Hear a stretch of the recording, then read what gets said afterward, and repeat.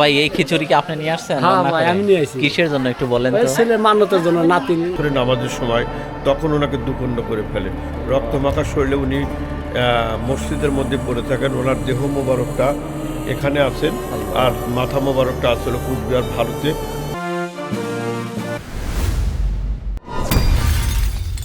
বন্ধুরা আসসালামু আলাইকুম, মুশাররফ হুসাইন স্বাগত জানাচ্ছি ট্রাভেল টু জিরো পয়েন্ট থেকে। আমি এখন আছি সিরাজগঞ্জের শাহজাদপুর উপজেলায়। হযরত মুহাম্মদ সাল্লাল্লাহু আলাইহি সাল্লামের বিশিষ্ট সাহাবী মুআজ ইবনে জাবাল রাহমাতুল্লাহি আলাইহির বংশধর হযরতে মাকদুম শাহদৌলা শহীদ ইয়ামিনী রাহমাতুল্লাহি আলাইহির মাজারের সামনে। সো আমি এখন যাব ভিতরে এবং দেখাবো আপনাদের সব কিছু। বাংলাদেশের ইসলাম প্রচারে যত অলি আউলিয়ার আগমন ঘটে, হযরত মাকদুম শাহ রহমাতুল্লাহ আলাইহি তাদের মধ্যে অন্যতম। করতোয়া নদীর তীরে মস্তকবিহীন শরীর নিয়ে চিরনিদ্রায় শায়িত। প্রতিদিন শত শত ভক্ত অনুরাগী আসেন এই মাজার জিয়ারত করতে, আর মনের আশা পূরণের জন্য করে থাকেন বিভিন্ন ধরনের মানত। আজ জানবো আল্লাহর ওলির এই ইসলাম প্রচারের ইতিহাস এবং অজানা সব তথ্য।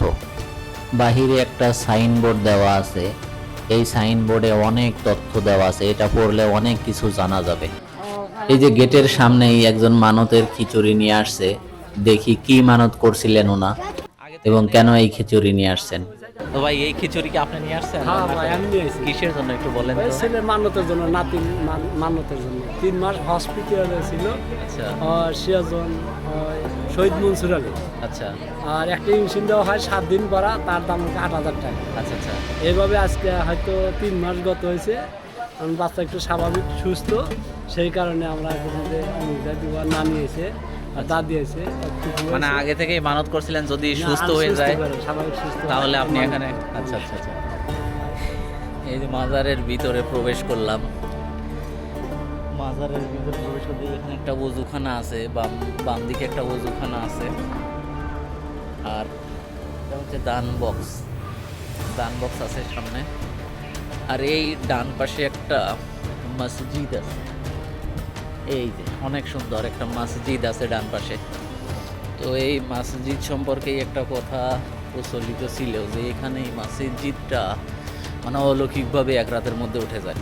হযরত মাকদুম শাহ দৌলা শহীদ ইয়ামিন রহমাতুল্লাহ আলাইহি এই মসজিদটা নির্মাণ করেন।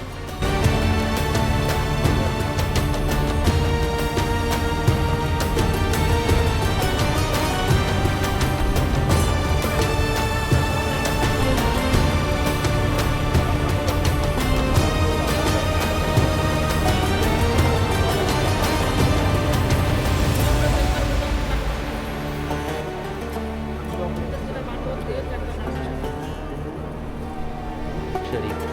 আর এখানেই আছে মাকদুম শাহ রহমাতুল্লাহ আলাইহির মানে আপন বাগিনা, এই যেখানে পাশেই শুয়ে আছেন। আর এই পাশে আছেন হযরত মাকদুম শাহ রহমাতুল্লাহ আলাইহির একজন সঙ্গী। হযরত মুহাম্মদ সাল্লাল্লাহু আলাইহি সাল্লামের বিশিষ্ট সাহাবী হযরত মুআজ ইবনে জাবাল রাহমাতুল্লাহি আলাইহির বংশধর হযরত মাকদুম শাহ 1300 শতাব্দীতে বাংলাদেশের এই শাহজাদপুর সহ আশেপাশের এলাকায় ইসলাম প্রচার করেন। সাথে ছিলেন তার বোন এবং আপন 3 ভাগ্নে। তখন এই এলাকা বিক্রম কেশরী নামে এক হিন্দু শাসক দ্বারা শাসিত ছিল এবং তার পরিধি ছিল বিহার পর্যন্ত বিস্তৃত।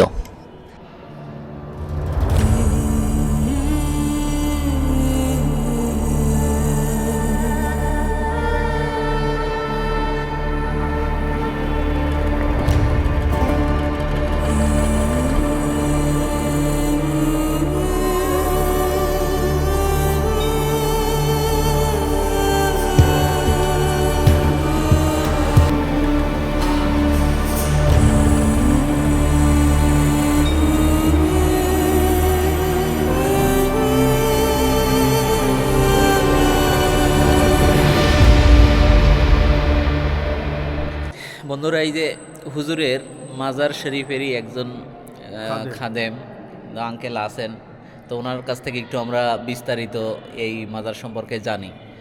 তো আঙ্কেল আমাদেরকে একটু বলেন, এখানে তো হুজুর শুয়ে আছেন, তারপরে আরো কয়েকটা মানে দেখতে আসসালামু আলাইকুম ওয়া রাহমাতুল্লাহি ওয়া বারাকাতুহু নাহমাদুহু ওয়া নুসাল্লি আলা রাসূলিল কারীম আম্মা বা'দ। দূর দূরান্ত থেকে যারা দেখছেন এবং কাছের লোক এবং দূরের যারা দেখছেন এই ইউটিউবের যে প্রচার প্রসার করার জন্য মখদুম শাহাদুল্লাহকে প্রচার প্রসার করার জন্য এই পাবনা সিরাজগঞ্জ জেলার শাহজাদপুর থানার অন্তর্গত শাহজাদপুর পৌরসভা দরগাপাড়া গ্রামে হাজির হয়েছেন হযরত মখদুম শাহাদুল্লাহ ইয়ামিন রহমাতুল্লাহ। আজ থেকে প্রায় 1150 থেকে 1196 যে কোনো এক সময় শাহজাদপুরে আগমন করেন। উনি আসেন ইয়ামেন আরব থেকে। হুজুর পাক সাল্লাল্লাহু আলাইহি সাল্লামের নির্দেশে উনি শাহজাদপুরের বুকে রওনা হন। 360 আউলিয়ার মধ্যে হযরত মখদুম শাহাদুল্লাহ ইয়ামিন রহমাতুল্লাহ আলাহ উনি একজন। হযরত মখদুম শাহাদুল্লাহ উনি শাহজাদপুরে আসার একটাই কারণ, ইসলামকে জিয়াদা করার জন্য, ইসলামকে প্রচার করার জন্য, প্রসার করার জন্য, ইসলামের অনুরাগীদেরকে অনুসরণ করার জন্য এই শাহজাদপুরে আগমন করেন। উনি এসে প্রথমে সর্বপ্রথম মসজিদটা নির্মাণ করেন, যে মসজিদটা মখদুমিয়া নামে মসজিদ নামে পরিচিত। যে মসজিদটা ওনার একদম বিশিষ্ট দেহরক্ষী যে রাজা বিক্রম কেশওয়ারি ওনাকে যখন উনি শাহজাদপুরে আগমন করেন তখন ধীরে ধীরে ওনার প্রসার হয়ে যায়। উনি ইসলামের অনুরাগীদেরকে অনুসরণে নিয়ে আসেন। ইসলামের পথে যখন প্রসার হয়ে যায় তখন রাজা বিক্রম কেশওয়ারি ক্ষিপ্ত হয়ে যায়, কোন মানুষ, যে মানুষটা আমার বংশের আমার গোত্রের সমস্ত লোককে একত্রিত করতেছে ইসলামের জন্য, ইসলামকে প্রতিষ্ঠিত করার জন্য। তখন উনি জীবিত অথবা মৃত ঘোষণা করে দেন, মখদুম বাবাকে জীবিত অথবা মৃত ঘোষণা করে দেন। তখন ওনার সেই রাজার একদম কাছের লোক উনি শাহজাদপুরে আগমন করেন, এসে ওনার কাছে ইসলাম ধর্ম গ্রহণ করেন। নামে মাত্র ইসলাম ধর্ম গ্রহণ করেন, কিন্তু উনি একজন খারাপ মানুষ ছিলেন। উনি রাজা বিক্রম কেশওয়ারি লোক ছিলেন।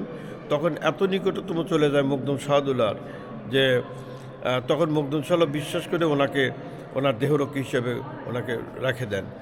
তারপরে উনি যখন নামাজের শেষদরত অবস্থায় উনি যখন চলে যান আসরে নামাজের সময়, তখন ওনাকে দুখণ্ড করে ফেলে।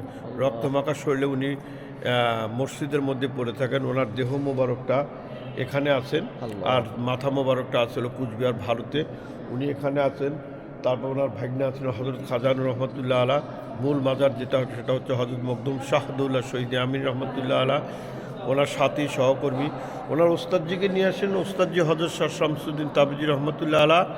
ওনার সহকর্মী হযরত ইউসুফ শাহ গঞ্জে শহীদান, শাহ হাবিবুল্লাহ, শাহ নুরুদ্দিন, শাহ বদরুদ্দিন। হুজুরের মাথা মোবারক হুজুরের মাথা মোবারক এখান থেকে ওই রাজা বিক্রম কেশওয়ারি নৌকা যোগে নিয়ে যান। হ্যাঁ, তখন মাথা দিয়ে একটাই শব্দ হয়, সুবহানাল্লাহ, আলহামদুলিল্লাহ, ওয়া ইলাহা ইল্লাল্লাহু আল্লাহু আকবার। এইটা শুনে আবার রাজা বিকম্পিত হয়ে যায়, পেরেশান হয়ে যায়। এ তো একজন সাধারণ মানুষ না, একজন অসাধারণ মানুষ, তোমরা একে কেমন করে মারতে পারলে? তখন সে কি করে, তখন রাজা খুব পেরেশান হয়ে যায়। তখন রাজাও খুব বিচলিত হয়ে যায় যে না, আমি হতে পারি অন্য ধর্মাবলম্বী, কিন্তু একজন ভালো মানুষকে তুমি কেমন করে এটা করলে? তো হুজুর আপনিই তো হুকুম দিয়েছিলেন জীবিত অথবা মৃত, তা আমি নিয়ে আসছি হুজুর। তো এইভাবে এখানে হাজার হাজার মানুষ সকাল থেকে সন্ধ্যা থেকে সকাল, হিন্দু মুসলমান সম্প্রদায় সবাই আসে। নিয়তের জোর, মনের জোর, আল্লাহ রহমত। ওনাকে যারা ভালোবাসে আল্লাহ বলছে যে ওসিলা করে চাও, আমি আল্লাহ তোমার মনে আশা পূর্ণ করবো। ওনার ওসিলা করে হাজার মানুষ চলে আসে, হিন্দু মুসলমান বৌদ্ধ খ্রিস্টান সব জাতি চলে আসে নিয়তের জোর, মনের জোর, আল্লাহ রহমত। এবং চৈত্র মাস 2য় সপ্তাহ ওনার বাৎসরিক ওরস মোবারক, যেখানে হাজার হাজার ভক্তবৃন্দ চলে আসে, বিশাল বড় আঞ্জাম হয়। আঙ্কেল, আমরা ছোটবেলা থেকে মানে শুনে আসছি যে এখানে এই মসজিদটা নাকি এক রাতের ভিতরে, এটা বলা কঠিন, এক রাত্রে বলা কঠিন। তবে উনি জীবিত থাকা অবস্থায় যে মসজিদটা নির্মাণ করেন ওনার হাতের তৈরি এবং ওনার সৈন্য সামর্থ্যে তৈরি করে, এটা সত্য। উনি মসজিদটা তৈরি করার সময় সমস্ত কিছু ওনার অন্য জায়গার থেকে নিয়ে আসেন, নিয়ে পরিপূর্ণতা নিয়ে এসে উনি মসজিদ নির্মাণ করেন। আচ্ছা আচ্ছা। এখানে আন্দারকোটা বাড়া, যেখানে অন্ধকুটি ছিল ওনার, চুনিয়াখালী বাড়া, যেখানে চুল সুরকি রাখতো, এরকম অনেকটা গ্রাম আছে, সেই গ্রামে উনি সব কিছু রেখে দিন মসজিদের কাজের জন্য। ঠিক আছে, এখন আমরা মানে পুরা জিনিসটা এখন ক্লিয়ার হইলাম হুজুর সম্পর্কে। ইউটিউবটা আপনারা দেখবেন এবং সাবস্ক্রাইব করবেন, লাইক দিবেন, যাতে মখদুম বাবার এই নামটা যেন নামটা যেন প্রসার হয়। প্রসার হয়। এই জন্য সবাইকে আমি আমার বক্তব্য শেষ করে ধন্যবাদ জানাচ্ছি। আসসালামু আলাইকুম। আসসালামু আলাইকুম রহমতুল্লাহ বারকাতুহু। তো বন্ধুরা, ওনার যে অনেক বড় একজন সুফি সাধক ছিলেন, ওনা রাসূল সাল্লাল্লাহু আলাইহি সাল্লামের সাহাবী মুআজ ইবনে জাবের রহমাতুল্লাহ আলাইহির বংশধর মাকদুম শাহদৌলা শহীদ ইয়ামিনী রহমাতুল্লাহ আলাইহি। তো সবাই এখানে আসবেন, মাজার শরীফে আসবেন, দেখে যাবেন। আশা করি সবারই ভালো লাগবে। তো সবাই ভালো থাকবেন, সুস্থ থাকবেন। আবার দেখা হবে নতুন কোনো ব্লগে, নতুন কোনো জায়গায়। আসসালামু আলাইকুম।